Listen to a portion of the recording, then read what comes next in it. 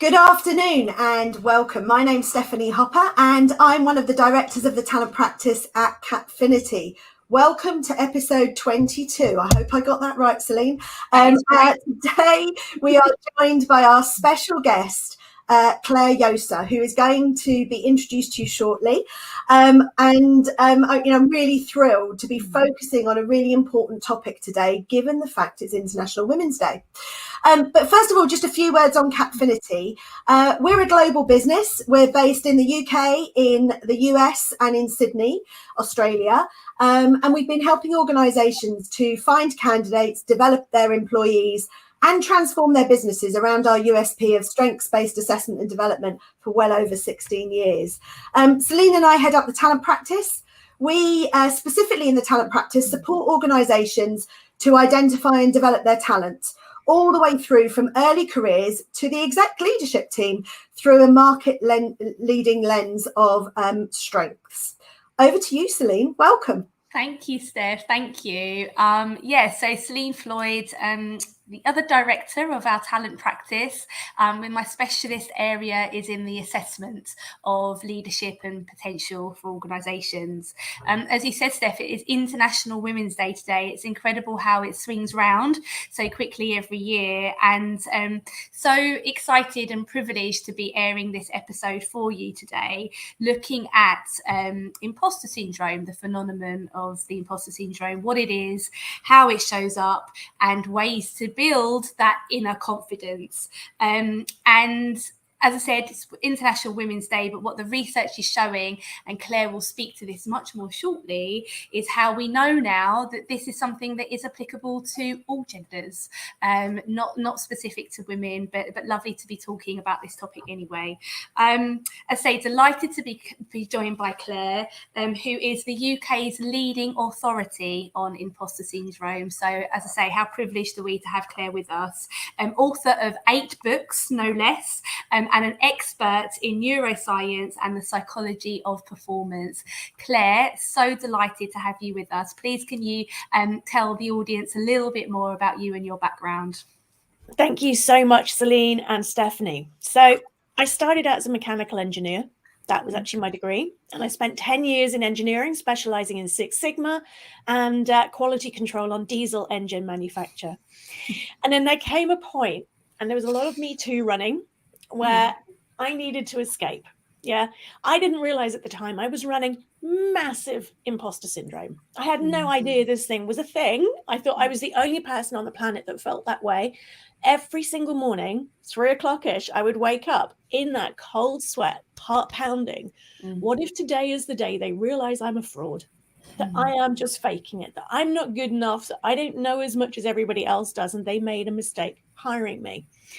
So I left. I went traveling for a year. I ended up then as head of market research at Dyson, which was fantastic. I'd done a lot of guerrilla market research back in my engineering days. And that's where I started studying psychology and then NLP, and realizing my lifelong passion had actually been how people tick and making people smile and helping them to clear out the blocks to smiling and performing. So 2003 was when I left the corporate world because I decided I couldn't make a big enough difference in somebody else's business. The rest, as they say, is history. What got me into imposter syndrome was my first executive mentoring client was running this weird behavior where to the outside world, they were totally confident, had their act together, and inside they were dying. And the coping strategies they were using to be able to handle this were becoming completely destructive. It was draining their energy. And then I had the same with the next client and the next client and the next client. And I realized that when you've done the mindset work and you've done the coaching and you've got your goals sorted and you basically know what you're doing, it's like imposter syndrome is the final frontier on that personal development journey of showing up as all of who you really are, fulfilling your potential and empowering others to do the same. So I have spent 18 years specializing in this, experimenting, researching, studying, testing stuff out to create the strategies that I now get to teach. Brilliant. Wow, I can't wait to get into this with you. And I didn't tell you this beforehand, Claire, but I turned around and looked at my bookshelf before we met today, and I thought, I'm sure I've got that old book on imposter phenomenon. Now, I know I should really hold up the Clare Josa author of, I should hold up Ditching Imposter Syndrome, but look, I've got the original 1985 book on my bookshelf. Not that I read it in 1985, I was approaching my GCSEs then, but I guess the thing is, imposter phenomenon is something that's been researched, hasn't it, since the 70s? You know, it's been, its prevalence has been in the working world for a long time. And, you know, it seems now that actually the frequency of it could be even higher in terms of people experiencing it in the workplace. Exactly. So it's very misunderstood in the workplace. And the imposter phenomenon, I'm quite glad it's not called a phenomenon now. It's not a syndrome because it's not diagnosable by a clinician. But phenomenon is really hard to say. So the original research by Pauline Clance and Suzanne Eames was in 1978. And it's one of the reasons why people think this just affects women. Because their research study got a lot of publicity. There was this thing where outwardly competent people were absolutely struggling inside, and it didn't matter what you did or said, it wasn't validating their confidence. The reason people think it's women is their original research study only included women. Because that's who they were working with on the study. They did future research studies that showed it affects men too, but they didn't get as much publicity. And we also found in my 2019 research study on this that women are 20 times more likely than men to ask for help with this and to talk to their friends and colleagues, whereas the men were 5 times more likely to push it down and turn to alcohol and medication and drugs to be able to cope with it. So this brings up that big myth in the workplace that it's just a woman thing. And one of the big things I see in organizations is this shame. It's a taboo. It's completely okay for me to say, hey, boss, I don't know how to do macros in Microsoft Excel, but hey, boss, I'm struggling with this thing called imposter syndrome. People think it's going to be career ending. And so they suffer in silence, which makes it even worse. Wow, that's amazing. Incredible what you said about your research in 2019 and the way men cope with that. Given the theme of International Women's Day today is break the bias, what we're seeing is, you know, it's not necessarily always a woman's problem that we're talking about. And I guess the thing about imposter syndrome is, you know, it's letting it stop us be successful or doing what we love doing, isn't it? It's when it gets in the way of that it becomes a problem. And it will be good today to be able to think about with you what some of the, you know, techniques are that can help all of us, I guess, overcome it. I know in your research you talk about the concept of the imposter syndrome iceberg. Can you tell us what some of the signs are of imposter syndrome and what makes leaders get stuck, I guess? Okay, absolutely. So one of the things immediately, I love the fact you use this phrase because it's perfect. You said, we let it get in the way. And this is one of the problems with imposter syndrome, as we'll see in a moment from the iceberg, is actually we don't let it. It's processed by the part of the brain that processes information before the prefrontal cortex that does the decision making. So this is actually something that's running at a biological level where we hold back to protect ourselves. Yeah. Right. So I love it. So the imposter syndrome iceberg. I talk about imposter syndrome as being the secret fear of being found out somehow as not good enough. Yeah, it's that gap between who we see ourselves as being and who we think we need to be to do or achieve something. And because we don't always have the option of staying on this side of the gap, we build what I call the bridge of coping strategies that goes over the top. And most of the time, those coping strategies work, unless you have a life-changing event that changes who we see ourselves as being or who we think we need to be, that widens the gap. And the bridge either then falls down into the ravine, or suddenly we're having to put in loads and loads of effort to build a bigger bridge, more coping strategies. And a lot of people have tried things like positive thinking, like classic coaching, mindset work, affirmations, and they help. But what they're actually doing is building a better bridge of coping strategies. Right. So in the imposter syndrome iceberg, at the very surface, we've got our actions, which we're normally consciously aware of. Not always, which is why we can't find our keys. Yeah, but we're normally, if we pay attention and we're grounded in the moment, we know what we're doing. The next level down is our thoughts, which we work really, really hard to drown out. And back in 2008, I spent 3 years studying to become a meditation teacher. And I know the single hardest thing was sitting there and actually paying attention to my thoughts, because they usually weren't very pretty. So they're running still at a conscious level, but we try to ignore them. Our thoughts are impacted by our beliefs, our fears, our excuses, dare I say it, our worries, the next layer down. A lot of those we can become consciously aware of them, but they're running more in the background. And this is where classic mindset level kind of coaching really works. And it's brilliant. Is that mindset, the limiting beliefs, looking at thoughts and actions. Unfortunately, imposter syndrome is further down the iceberg. We have the layer about what's important to us and how we think the world is structured. And then right at that bottom, that sense of self. Who am I? So this imposter syndrome gap is right there at the identity level. And you can tell that because when somebody's running self-doubt, they'll say things like, I don't know enough. I can't do that. Everybody else seems to know more than me. So what they're talking about there is a skills or a knowledge gap. And that's kind of the confidence self-doubt. And what you would do for somebody there is either a pep talk, some mentoring, some coaching, some mindset work, or skill-specific training.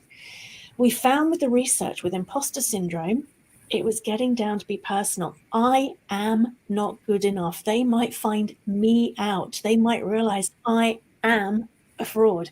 This isn't a skills gap. This is a sense of self.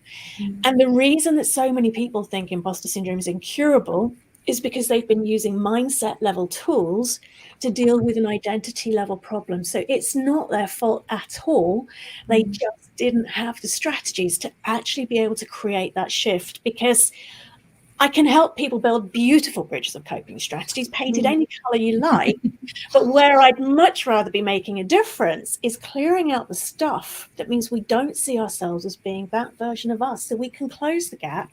So we don't need the bridge of coping strategies anymore, and we simply show up as all of who we really are, letting our talents shine and making that difference we were born to make.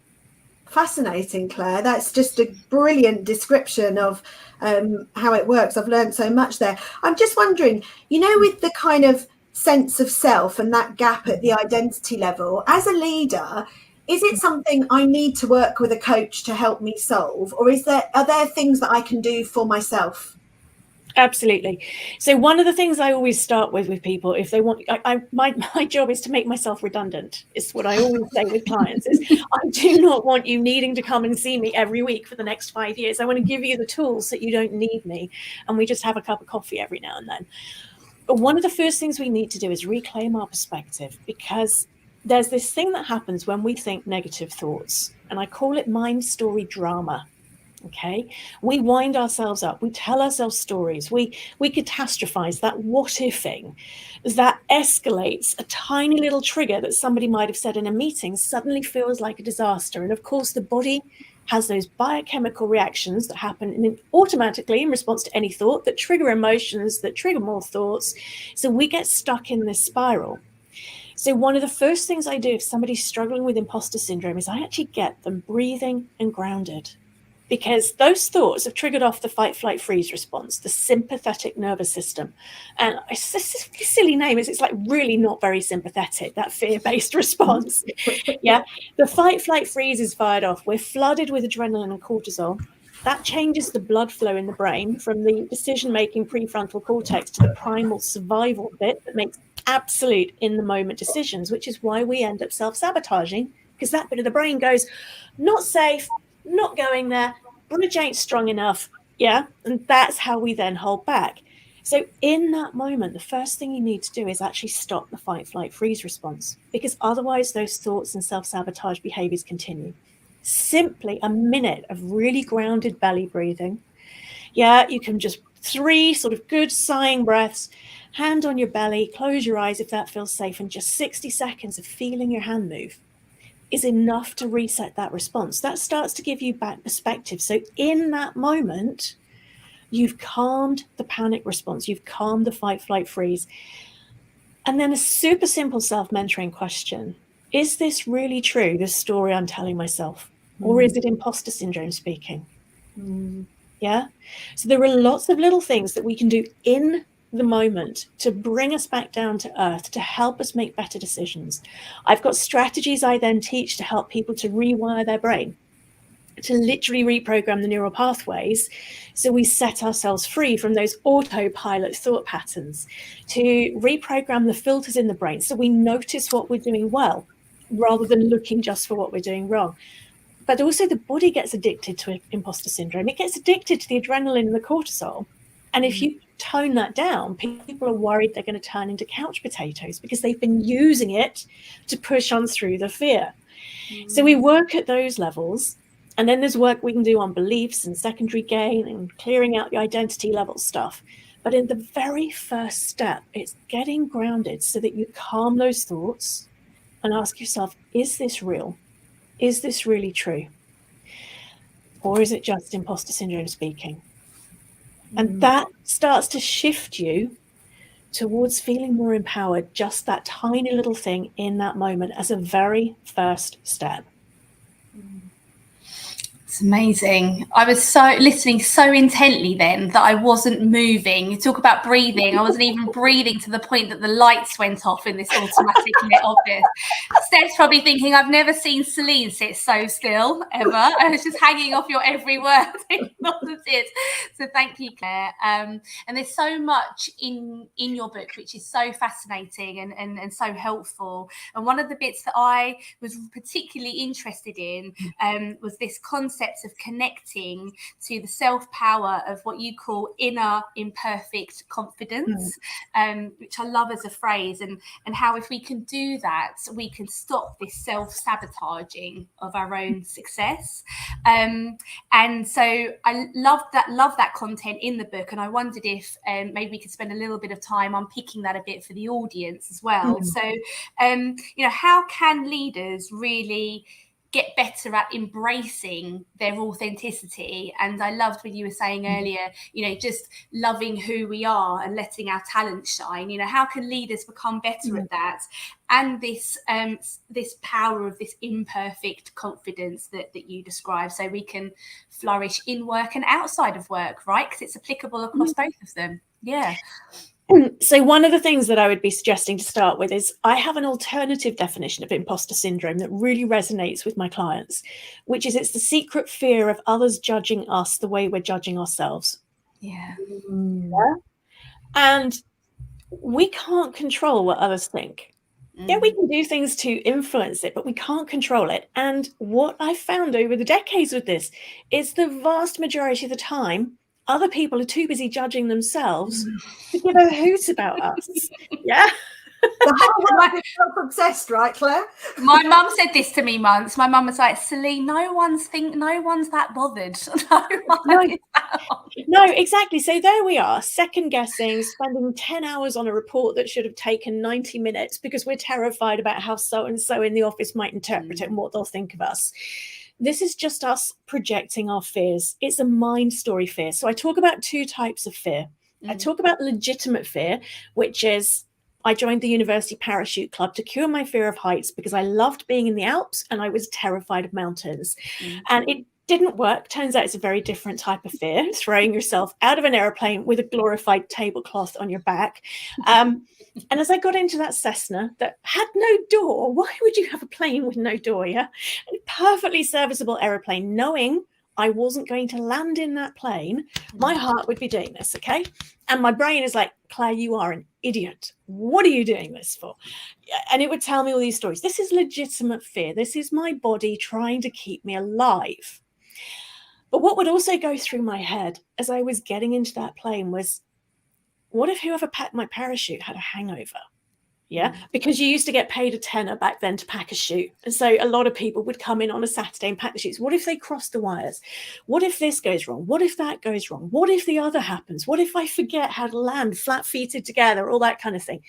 All this what-ifing created just as much fear. My body could feel every thought I was thinking. But that is mind story fear. Because it was all what-ifing. So if we're in a leadership role and we're finding that we're struggling with confidence and the whole world thinks we've got our act together, chances are, unless that leadership role is making you jump out of an aeroplane or walk along a windy cliff path on a muddy day, it's not legitimate fear. It's fear caused by the stories we're telling ourselves. So one of the very first things I do when I work with clients on this is teach them how to choose which thoughts to feed. by pressing pause on the mind story fear, and then teaching their body and their brain how to move to more positive thoughts, because you cannot feel confident if that inner dialogue is screaming abuse at you. And it doesn't take more than a week of practicing this a few times a day. This is what's incredible. So we've actually been starting to teach this in schools. We've got our pilot campaigns out there, which is brilliant. Yeah, can you imagine growing up without the mind story fear? Yeah. So we need to start by choosing which thoughts to feed and learning how to feed chains of thought that support us, and realizing it's not about us. There's a beautiful Native American saying that all criticism is born of someone else's pain. So if somebody in a meeting reacts badly to what you've said, chances are it's not you. But we take it desperately personally when they project their pain onto us, because it matches the judging we're doing inside. And confidence is a journey. There is no such thing as perfect confidence. I mean, who would say where that bar is? And one of the things we found in the research with imposter syndrome, we have a model called the 4 Ps. And these are stress-related behaviors that are often warning signs for imposter syndrome. And the first one is perfectionism. We set our standards unbelievably high, so they're almost unachievable. If we reach it, we write it off as fluke or luck or team effort. And we do the same then with confidence, is I have to be perfectly confident. Well, one of the things I learned as a yoga teacher is confidence is in the body, not the brain. If you teach your body to be confident and you really get grounded, it shifts how other people experience interacting with you. So we have the thoughts, we have the body, and then it's about starting to learn how to stop judging ourselves. There's a difference. This is why the Iceberg model is really important as well. When we hear it, the kind of the behaviors and the skills and the knowledge, we're evaluating our performance. Okay, next time I could do that differently or better. With imposter syndrome, we drag it down to the identity level. Okay, I forgot to leave a time for people to ask questions at that point in the pitch. Therefore, I am rubbish at pitches.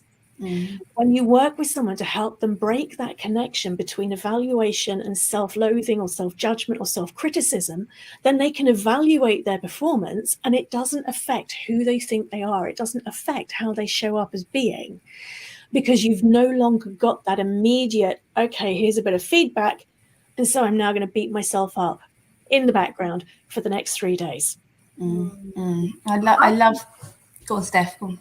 No, I was just going to say, one thing I'm picking up from you, Claire, which we've not talked about before today, is it feels like there's a connection between your personal development journey and the thing that you specialize in. And what I mean is you've dropped in that you've trained as a yoga teacher, mindfulness, and it feels like maybe those things you felt were important yourself when it comes to dealing with imposter syndrome, or am I just... No, you're spot on. You're spot on. So the work I do would not work without that demystified ancient wisdom.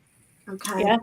I remember very, very clearly, it was 3 o'clock in the morning, one of those moments, and I was reading a book on how to be happy and positive thinking and all that kind of thing. I was already an NLP trainer, and I was about to become a single mother of a 2-year-old, and I was pregnant with child number 2. And life was a bit of a mess, not how I'd planned for it to end up. And in that moment, I realized that what was causing my pain, what was on the outside was really a bit rubbish, but the pain was being caused by the story I was telling myself. And despite being an NLP trainer, I didn't have the tools to learn how to choose which thoughts to think. So it set me off on a journey. I started it for myself and then to teach others. Part of that journey was becoming a meditation teacher and a yoga teacher. I've used the 6 Sigma, to pick out the bits that made the biggest difference, which is what I now teach. So you don't have to spend 10 years it took me. You can now do it in 6 weeks. But I realized very early on the cognitive approach was not enough, because the fear, the worry, the anxiety, the self-judgment is stored in the body. And if we're going to go a little bit engineer-approved woo-woo on this, it's stored in our energy field as well, which is why other people can feel it. Yeah, you can sense if someone's faking confidence. So I realized we actually needed to work with the whole being, not just the thinking mind, which is where that demystified ancient wisdom comes in. It allows us to do the extra bits that create breakthroughs in minutes instead of months. Amazing. There's something about the presence it gives someone. That's what I always notice, And I picked that vibe up from you as you were talking. Thank you. Celine, you had a question as well.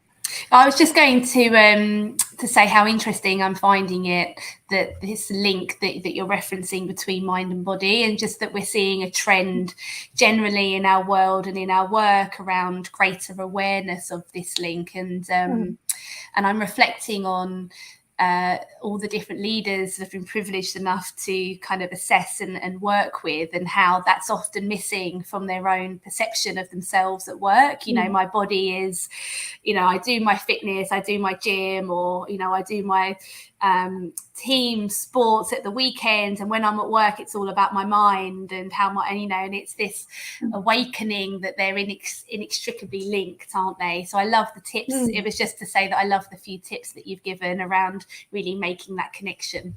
Yeah. Thank you.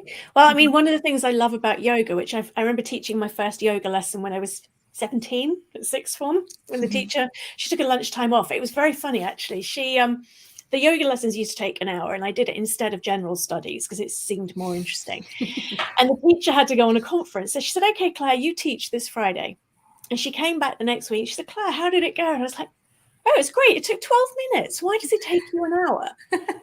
And she just gave me a look that was totally non-judgmental, but in that moment made me realize I'd completely missed the point. Is the whole session was about becoming present. It was that union of the body and the mind. It was about slowing down the actions so you can take better actions and fewer of them and get better results. And really that has stayed with me over, I'm not saying how many decades.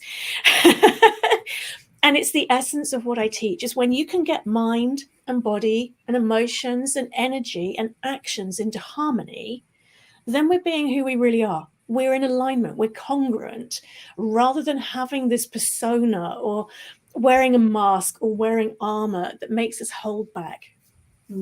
Amazing.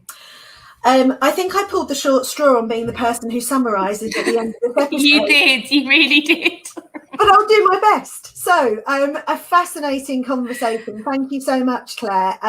So some of the things that I picked up on was, I loved your expression that imposter syndrome is often the final frontier on our development journey. I thought that was a great expression. And then you talked about how women typically will ask for help when they experience imposter syndrome, but how men turn to maybe other crutches to deal with those feelings. And then I loved your description of your iceberg, and I probably can't do the full thing justice, but what I took away from that was that quite often we do work at a mindset level, which is underneath our actions and thoughts. But actually, imposter syndrome is really the gap at the identity level. And I'm doing this because it feels like it's right there. And also, I just loved your talk about mind story dramas and how we will often engage in those, and they can be a big challenge. You know, this sort of idea of, I think you said something about the secret fear of others judging us the way we judge ourselves as well. And then there was this whole thing, I suppose, about the legitimate fear versus the mind story fear, and we've ended in a place where we're talking about congruence between mind and body, which I really love. And it's really, I'm getting lots of messages about that at the moment, to get back to mindfulness, which I used to practice all the time, but you know, you get out the habit and suddenly you're not doing it. So Claire, just to bring things to a close, maybe because it's International Women's Day, but I think this could be a message for anyone who's struggling with imposter syndrome. What's one thing you'd like our audience to remember today from what we've talked about? Something that's really close to my heart is stop putting up with this, please. Okay, you don't have to cope. You don't have to handle this. You don't have to deal with this. You don't have to build the world's best bridge of coping strategies. There are things that you can do. Imposter syndrome, we're about to publish the 2022 research study. And one of the things we've done is look at the words that people use to describe their emotions when imposter syndrome is running. Anxiety, holding back on my ideas, shame, not feeling good enough, lacking confidence, doubting myself, beating myself up, destroying my career.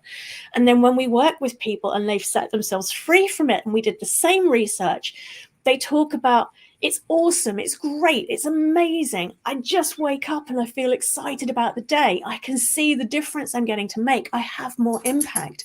That is the life you deserve to be living.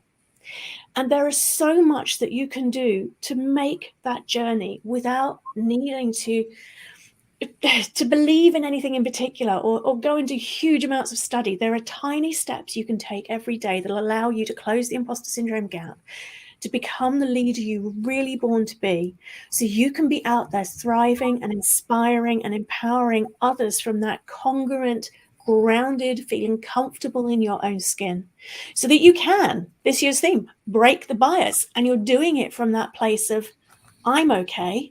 I now need everybody else to be okay. And that is truly freedom. Wow.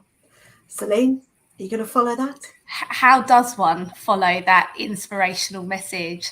I think I've been really struck in this conversation by the sense of, what would it feel like to be kinder to oneself and to really let some of this go? And you were speaking earlier, Claire, you were using the skydiving analogy, and I was in my early 20s and was lucky enough to skydive in the South Island of New Zealand. And I had that absolutely petrifying experience of being attached. I remember going up in that tiny plane, and a really cool dude who throws himself out of a plane about 20 times a day was putting up with my whittering, and I was getting louder and louder and more anxious. And he said to me, for goodness sake, will you just stop thinking for 1 second? And it's really stuck with me, that one moment in that plane, because when you do kind of let go and release, and just from the constraints and the pressure of needing to listen and to be bound by these intrusive thoughts and thoughts that dominate, you know, you do get to this kind of euphoric place of release where you just embrace you for you, who you are, and your imperfections. And I heard a lot of that be echoed in what you were describing, which was lovely. So thank you for that. Thank you, Celine. Brilliant. So thank you very much, everyone, for joining us today. We've actually got another episode tomorrow linked to International Women's Day, a special episode about breaking gender bias for future leaders. And we've got the founder of Festival of the Girl joining us and one of her sponsors, and they are looking for support. So if you are interested to know more, please tune in on Wednesday at 1:30. We'd love to showcase a bit of the wonderful work they're doing at Festival of the Girl. And thank you for joining us today. Thank you, Claire.